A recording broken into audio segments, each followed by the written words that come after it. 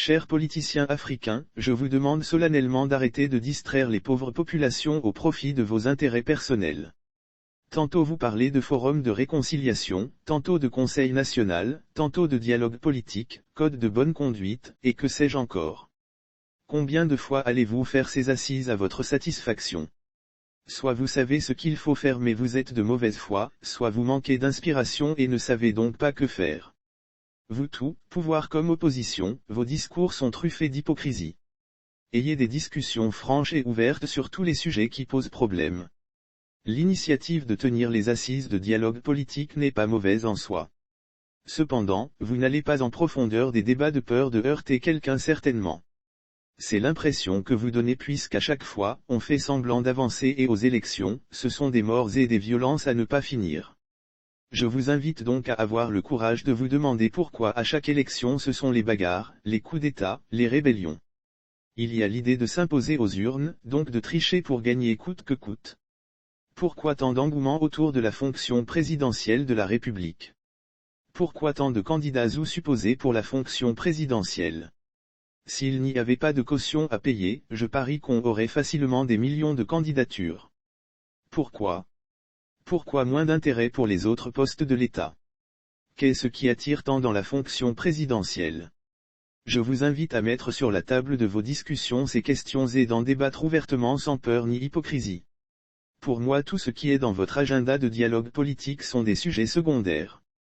Vous devez discuter et vous entendre sur ce que le président de la République doit faire, ce qu'il ne doit pas faire, ses limites et ses avantages, ses émoluments, ses rapports avec les autres institutions de l'État. Après quoi, vous allez proposer une constitution impersonnelle qui démystifie la fonction présidentielle, qui banalise la fonction, qui équilibre les rôles entre les institutions de l'État. Tant que vous n'y arriverez pas, vous vous ferez toujours les guerres à chaque élection quel que soit le nombre de dialogues politiques que vous allez organiser. Il faut une véritable démocratie dans les pays. Voilà pour moi le fond de vos palabres et personne n'ose en parler.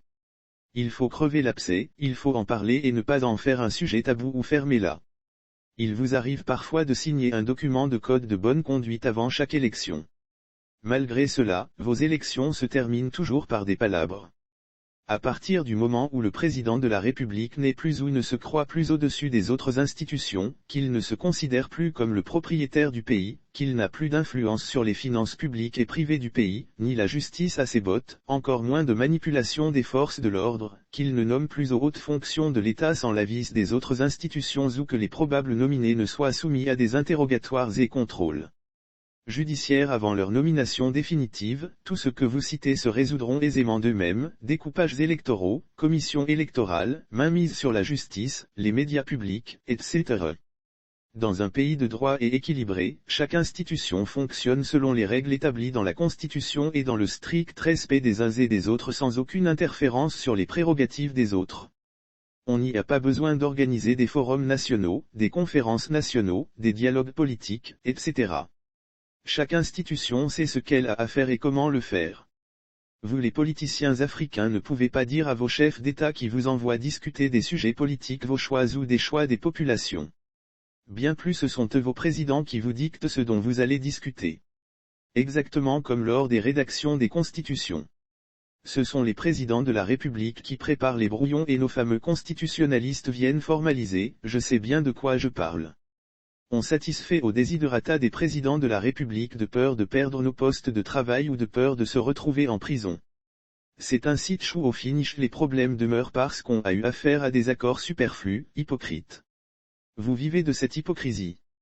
Après c'est vous-même qui allez crier justice aux ordres surtout quand vous n'êtes plus au pouvoir oubliant que c'est cette même justice qui vous supportait quand vous étiez au pouvoir.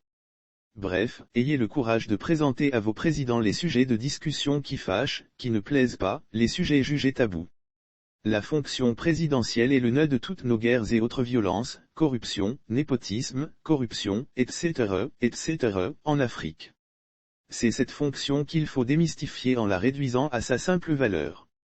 Une fois que les choses seront équilibrées comme on en voit en Occident, les passions autour des élections cesseront. Il n'y aura plus de budget de souveraineté taillé sur mesure étant convoité, plus de suprématie de l'exécutif sur les autres institutions. Tout cela doit être mentionné dans une constitution impersonnelle inaccessible aux chefs des États africains. Si vous êtes sincère avec vous-même, et si vous voulez vraiment le pouvoir pour vos populations, ayez le courage de proposer de réduire considérablement les pouvoirs des chefs d'État, ces demi-dieux en Afrique et vos palabres cesseront.